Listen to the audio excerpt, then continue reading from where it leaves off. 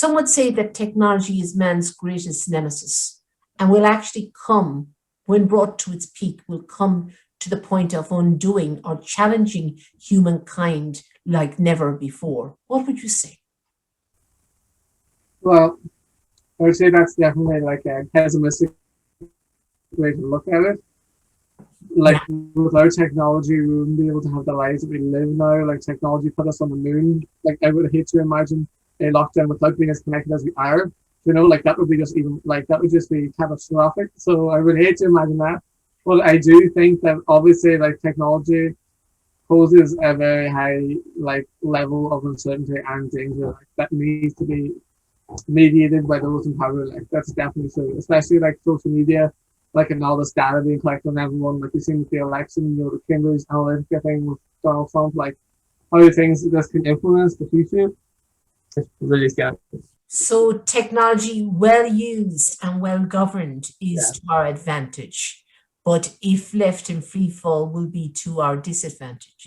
What would you say as a sidekick from that to the need to educate our young, particularly Generation Z and younger even, they need to educate them on the proper and safe use of that iPhone in the hand and know how to manage it as a tool as opposed to allowing it direct and shape their lives and maybe cause anxieties that a lot of them would report these days.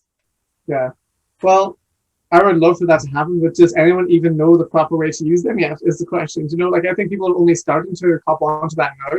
Like there's loads of information coming out about that now. So I think we're only beginning to realize the start of that problem. So I think we need to understand completely the whole problem before we do that. But yes, I think that's essential. I think like that these companies can't have the free reign that they have, and they could like these algorithms. They hook people in.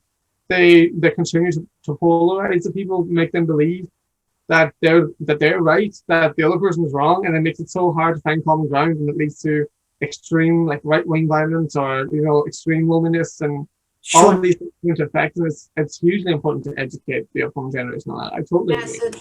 there's a real need, I feel, for a conversation around that whole thing. It's a real need for actually from governance down. Yeah, There's a need for rules and regulations. There's a need for an awareness campaign around the safe use of course. of these devices.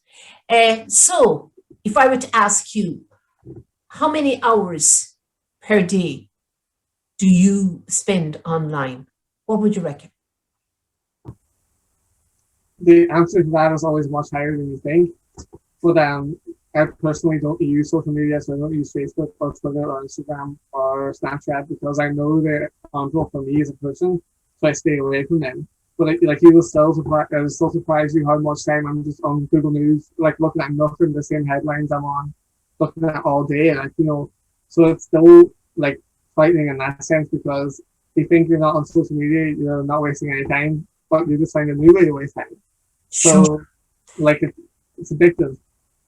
You actually have found what suits you, and you don't you know you've decided what you will use and what you won't use, which Yeah. shows great willpower, unlike others of your age group, you know. But Mm. I read an article recently about Generation Z in America, and on average, they 50% of Generation Z spend um, 10 hours per day online. Oh, I believe it. It's so easy done. Like when you don't know. Yeah, and I know in reading recently, it was pointed out that some are so taken up with gaming that they can spend up to 16 hours gaming and forget to eat. Now that's an extreme Yeah, that our young must be guarded against. So yeah. hence the need for education around respect for technology as a tool. But would you describe Generation Y and Generation Z as lonely generations who feel let down by their parents' generations or their grandparents' generations?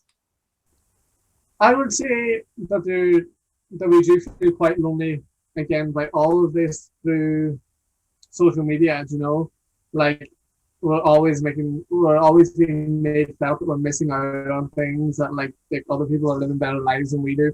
Again, like that's the polarizing part of it, like that we're always made feel that we're right, that the other people are wrong. So it Mhm. makes us feel like we're alienated from other human beings and we're all just people with different viewpoints. It makes it harder to find this common ground. And then I feel like being let down. I feel like humanity has let itself down regardless of generation because the planet is obviously in disarray, at the moment with climate change. So it's just matter of what generation that falls to. Like we've all been at fault, all the way down the line. So So it's the cumulative effect really we're seeing now, the cumulative effect of years of taking our eye off the ball and just enjoying the experience. yes, And the bill now is coming to be paid. Is that yeah. right? Nobody wants to pay it. It's at the too high a price. Yes, it's too high a price. I know.